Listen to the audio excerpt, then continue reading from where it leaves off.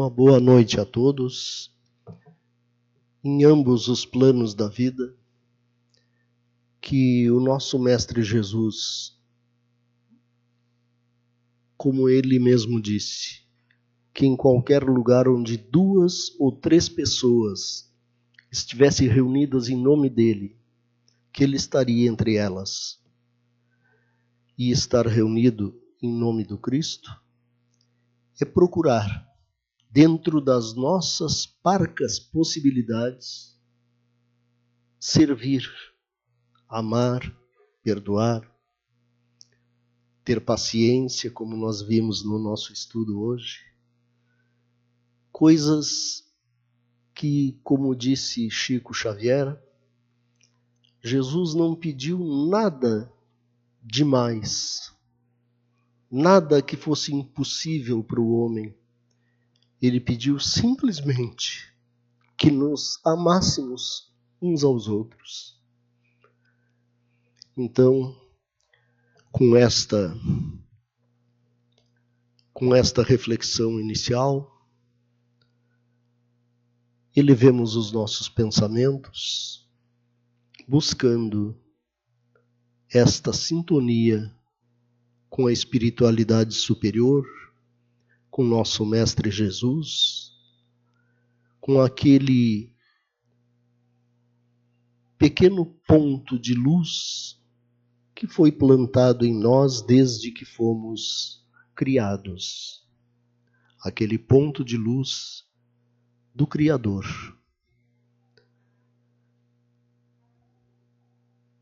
Pai nosso, que estais nos céus, santificado seja o vosso nome. Venha a nós o vosso reino, seja feita a vossa vontade, assim na terra como nos círculos espirituais. O pão nosso do corpo e da mente dai-nos hoje. Perdoa as nossas dívidas e ofensas, assim como nós perdoamos aos nossos devedores e ofensores.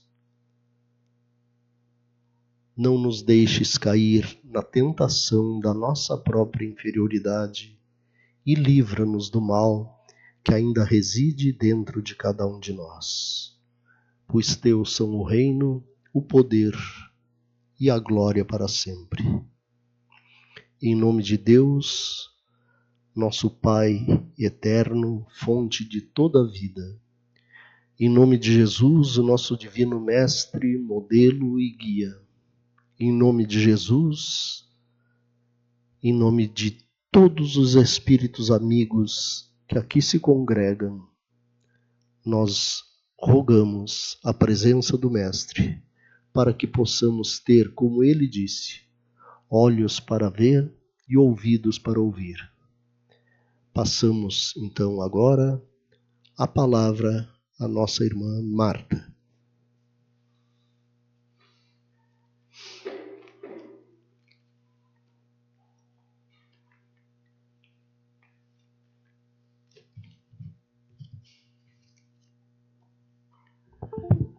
Boa noite, queridos irmãos, presentes aqui na nossa casa. Nosso abraço carinhoso a todos aqueles que nos acompanham dos seus lares, pedindo ao Mestre, como disse o nosso irmão Ramatiz, que nos envolva, que envolvam todos os lares e que possam as nossas mentes estar receptivas às reflexões do Evangelho, aquelas lições tão profundas, importantes, que o Mestre nos deixou e que, passados mais de 2000 anos, nós estamos aqui a buscar a sua essência, a buscar a sua eficácia para as nossas vidas. Hoje, o nosso tema para refletirmos é o capítulo 17, item 10 do Evangelho. O capítulo 17 é Sede Perfeitos, um dos capítulos mais lindos do nosso Evangelho, e ele se desdobra em diversos temas que vale a pena ler. Os irmãos que têm o Evangelho, procure quando chegar em casa ler este capítulo porque ele nos traz grandes ensinamentos. Ele se desdobra nos seguintes itens: caracteres da perfeição, o homem de bem, os bons espíritas, parábola do semeador, depois nas instruções dos espíritos, o dever, a virtude, os superiores e os inferiores, o homem no mundo, cuidai do corpo e do espírito. Hoje as nossas reflexões serão sobre o item 10, o homem no mundo. Quando nós pensamos em falar trazer pequenas reflexões, partilhar com os irmãos este tema, nós pensando sobre a nossa vida hoje, a vida de todos nós. E nós devemos fazer algumas perguntas a nós mesmos. E eu me fiz essas perguntas. Quem sou eu? Qual o objetivo desta encarnação para mim? O que estou fazendo da minha vida neste mundo, neste momento, em que nós estamos vivendo com tanta turbulência, com tantos desencontros, com essa tão tumultuada transição planetária que nós estamos vivendo e sentindo. E vem uma pergunta que não nos deixa calar e que traz no Evangelho grandes reflexões. Eu ainda sou aquele homem velho? Não no sentido da idade cronológica, dos anos que a gente tem nesta encarnação, mas aquele homem velho, com todas as suas mazelas, com todas as seus preconceitos, com todas as suas ainda, né, com aquelas virtudes, daquelas atitudes arraigadas que nós temos ainda no nosso ser. Eu ainda sou esse homem. E aí a gente faz uma análise, né, da vida da gente, e aí a gente começa a se questionar da minha vida, né, quem eu sou, lá na minha família, o que eu sou, como eu sou, lá no meu trabalho, lá nas instituições onde eu participo, na casa espírita ou em qualquer outro lugar, nas agremiações que nós participamos. Quem eu sou? Qual a minha atitude? Eu tenho coerência com aquilo que eu aprendo e que eu já sei? E eu fui buscar neste livro muito interessante, que é do João Nunes Maia, Os Horizontes da Fala, uma reflexão muito profunda que ele nos faz sobre a teoria e a prática. Ele diz assim: prática e teoria são duas formas indispensáveis na nossa jornada de ascensão espiritual. Uma sem a outra é como a noite sem o dia, a fé sem a razão, o homem sem a mulher, o papel sem a tinta, as ideias sem a voz. Deve sempre aliar teoria e prática, ou fundi-las em uma só expressão de vivência, para que o caminho do aprendizado fique mais curto e proveitoso. Então, que reflexão profunda é essa, quando nos diz, né, que prática e teoria são duas forças indispensáveis à nossa jornada na ascensão espiritual, e que uma não tem sentido sem a outra. Então nós começamos a nos questionar, né, a nossa vida, a nossa trajetória. Não importa a idade que eu tenha, se eu sou mais novo, se eu sou mais velho, os anos que eu vivi nesta encarnação, o que eu estou fazendo desta oportunidade que o Pai me deu neste século, neste momento desta tão tumultuada transição planetária. Qual o meu papel? O que eu sou? O que eu represento na minha vida para mim, na minha família, na sociedade, como cristão, como homem de bem, como diz aqui o Sede Perfeitos, qual o meu papel? Eu estou associando a teoria e a prática? Ou eu fico só na teoria? Porque nós já sabemos tantas coisas, né?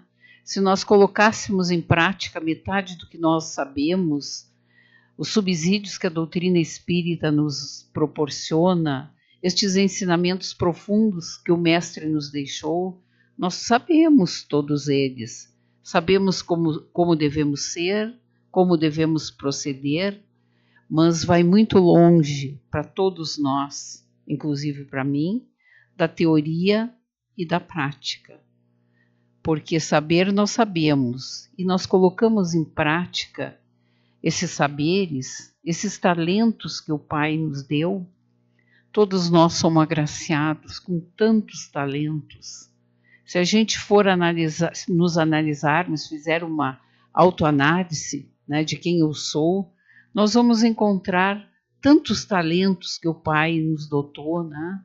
Nós somos seres perfeitos, ou quase perfeitos, na constituição física e também na inteligência, porque pensamos, porque discernimos o certo do errado, porque agimos, porque fazemos escolhas, porque empreendemos este ou aquele caminho de acordo com a nossa vontade.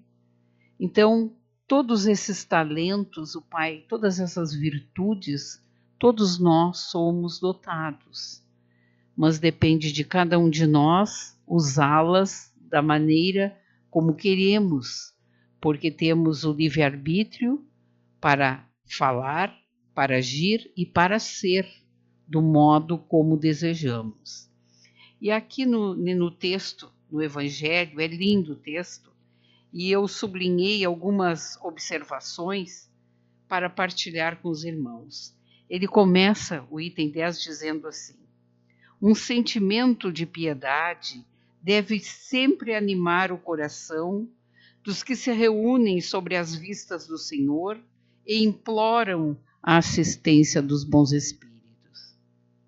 Então aqui está o poder da prece, da oração e das nossas ações. Purificai, pois, os vossos corações. Não consintais que neles demore qualquer pensamento mundano fútil. Claro que nós temos pensamentos ruins, menos nobres, mas o que ele nos diz?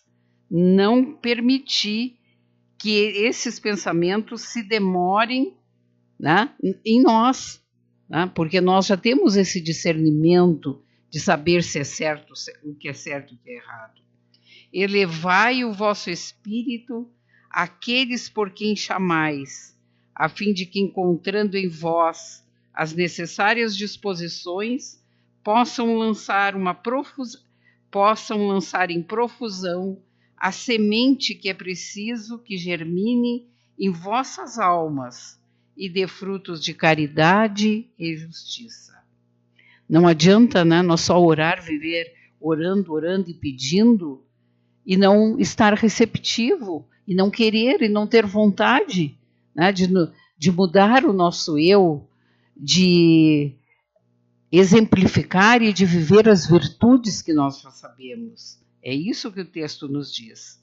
Não julgueis, todavia, que exortando-vos incessantemente a prece e a evocação mental, pretendamos que vivais uma vida mística, que vos conserve fora das leis da sociedade, onde estáis condenados a viver. Não. Vivei como os homens da vossa época, como devem viver os homens. Sacrificai as necessidades, mesmo as frivolidades do dia, mas sacrificai com sentimento de pureza que as possa santificar.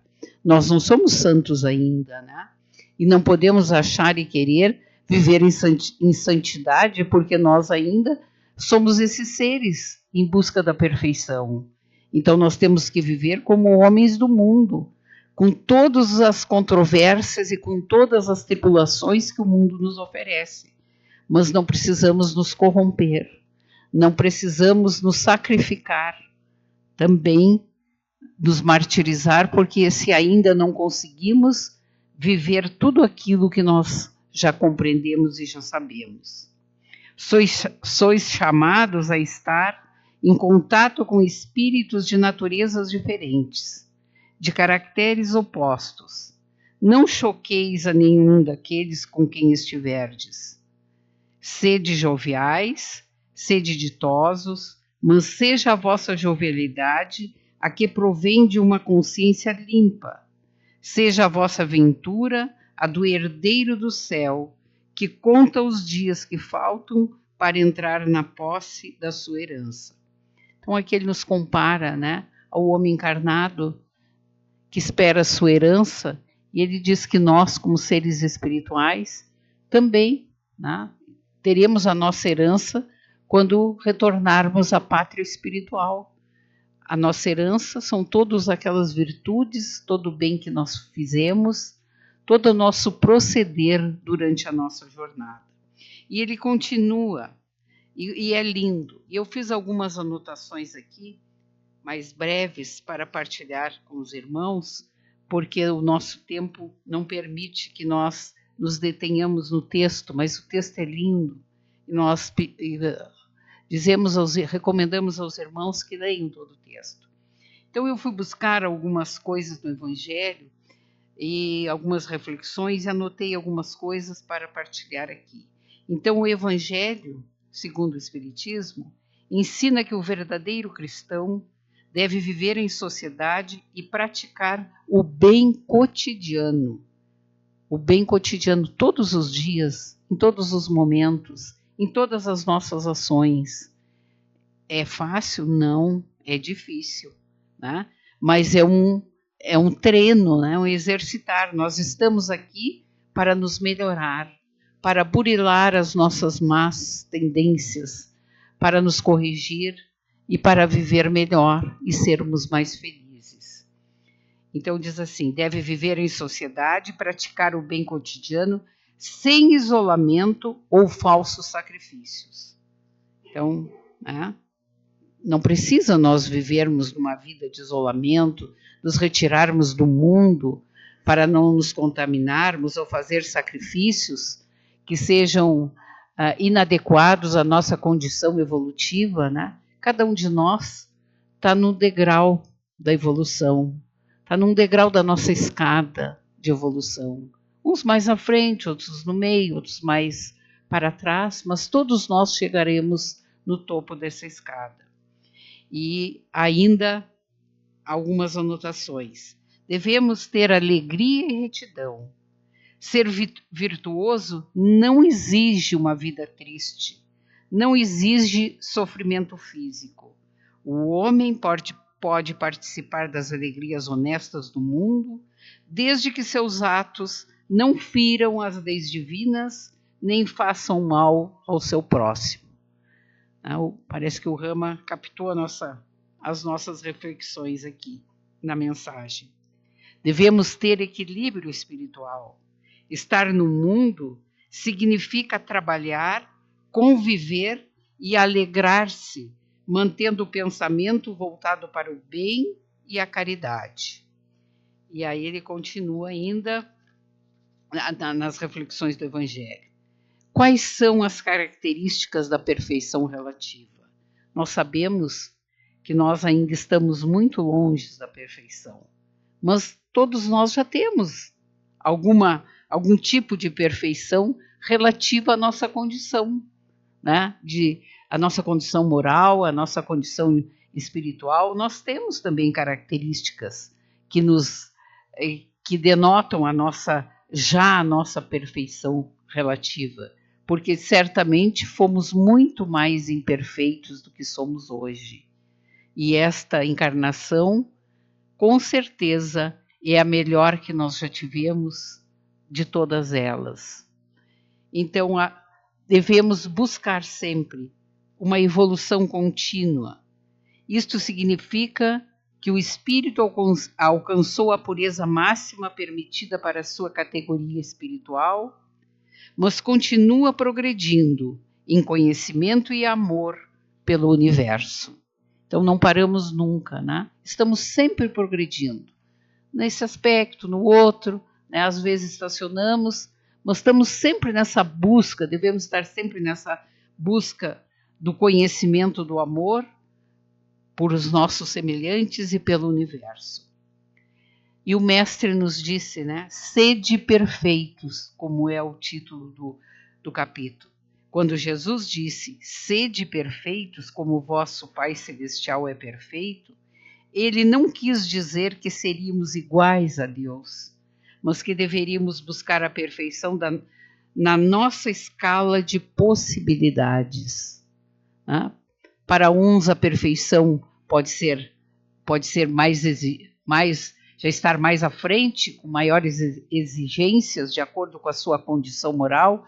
Para outros, a perfeição ainda, né, pode ser mais tênue, mais devagar, mas todos nós estamos buscando essa evolução. Devemos ter domínio do espírito. O homem que atinge o estado de domínio espiritual aprendeu a dominar totalmente as suas paixões materiais, agindo sempre sobre as leis do amor, da justiça e da caridade. Então aqui nós temos, né, os pilares, né, da doutrina espírita, né, que são o amor, a justiça e a caridade. E aí ainda, né, algumas reflexões sobre o homem velho. Para que nós possamos buscar essas virtudes, nós temos que nos despojar desse homem velho. Esse homem velho, né, que nós trazemos dentro de nós, aquelas coisas que ainda são um ranço, né, dentro de nós, como nós dizemos, e que nos impede de evoluir. Né? E sabemos que o objetivo de reencarnarmos na Terra é o de evoluir, progredir moralmente e a alcançar mundos mais felizes. Contudo, há quem ainda permaneça apegado aos velhos costumes, aos dogmas e às velhas crenças. Essas pessoas ainda são denominadas homens velhos. E o Espiritismo nos ensina que somos criados todos na mesma condição e progredimos moralmente de acordo com as escolhas e práticas que fazemos em nossas diversas reencarnações. No capítulo 5º do Evangelho, segundo o Espiritismo, ele nos convida, né, a pensar sobre esse homem velho, e até coloquei aqui para partilhar aos irmãos que não têm o Evangelho, quando ele diz... É no item 26. Não. É no item 20. A felicidade não é deste mundo. Tá? E lá ele diz assim: assim, pois, meus queridos filhos, que uma santa emulação vos anime e que cada um de vós se despoje do homem velho. Então, essa superação, esse desejo de mudança, né, de nos despirmos desse homem velho e buscar as características do homem novo, está no título A Felicidade Não É Desse Mundo. Mas a felicidade é desse mundo, sim. Tá? A felicidade possível. Nem todos nós vamos ter aquela felicidade que nós poderemos ter daqui a 30, 40 ou 50 encarnações. A cada encarnação, nós vamos nos tornando seres mais perfeitos e vamos sendo mais felizes. Então, a nossa felicidade é de acordo com a nossa evolução. E isso nós podemos observar, né, com as pessoas que nos rodeiam. Para uns, são felizes com tão pouco. Outros têm tudo e não são felizes. Então, a felicidade também é um estado de espírito, um estado da alma, né? E nós compreendermos a nossa escala evolutiva E o que nós temos condições, né, de aproveitar e transformar aquilo em felicidade. Eu sou feliz, posso ser feliz tendo muito pouco de coisas materiais. E posso ter muitas coisas materiais e ser muito infeliz. Então, para nós, é importante que nós façamos essas reflexões, porque parece para nós que é só ter coisas materiais é que traz felicidade. Mas tem outras coisas mais importantes que trazem felicidade, né? Como a saúde, como o bem viver, como a prática do bem, como o amor, né, em todos os sentidos, principalmente o amor ao próximo, e o trabalho no bem. Quanta felicidade nos traz isso, né?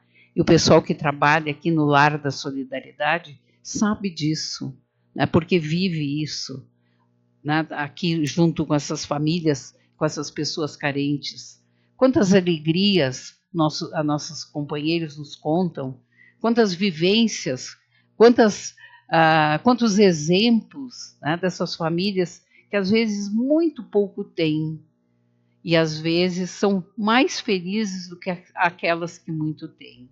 Então a felicidade, sim, é possível e é deste mundo também. O que nós não podemos querer é que tudo seja perfeito, quando nós ainda não temos condições de valorizar, de adquirir moralmente todas essas coisas. E ainda o texto nos diz, ainda as reflexões que nós fizemos, e o que significa o homem velho e o homem novo. Que devemos abandonar as nossas más tendências, nossas conveniências e hábitos do passado. Devemos nos livrar de tudo quanto possa nos impedir de evoluir, utilizando da fé raciocinada e não aceitando tudo que nos impõe. Jesus, sem dúvida, foi um grande professor. Seus ensinamentos nos proporcionam essa reconstrução do homem velho e primitivo para o homem novo e regenerado. Pelo amor, né? Para iniciar essa tarefa, observemos o exemplo de Santo Agostinho, que ele nos diz, né, na questão 919 do Livro dos Espíritos, e em muitas passagens do Evangelho também: fazei o que eu fazia quando vivi na terra. Ao fim de cada dia, interrogava a minha consciência, passava revista ao que fizera e perguntava a mim mesmo se não faltara algum dever, se ninguém tivera motivo para de mim se queixar. Foi assim que cheguei a me conhecer e a ver o que em mim precisava ser reformado.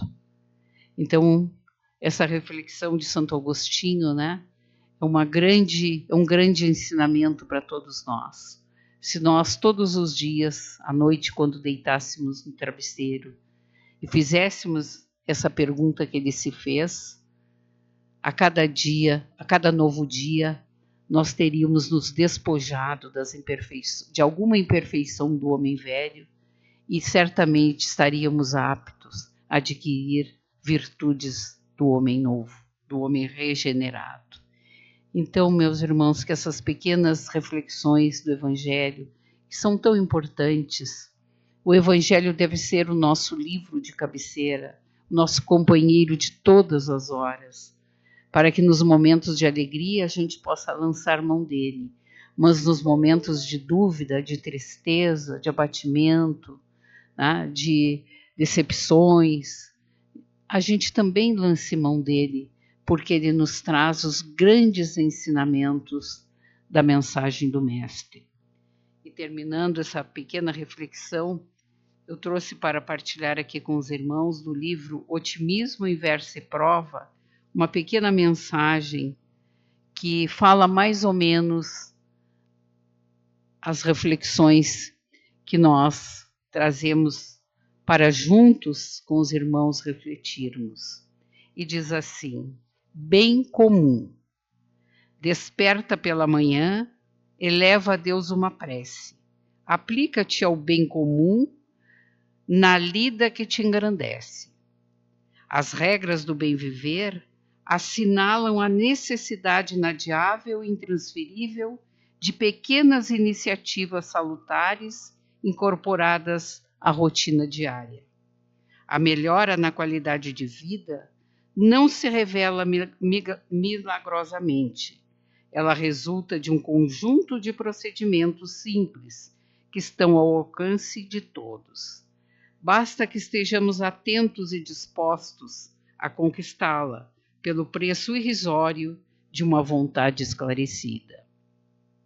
Estudiosos do comportamento confirmam a excelência da oração e do trabalho honesto no alcance da felicidade.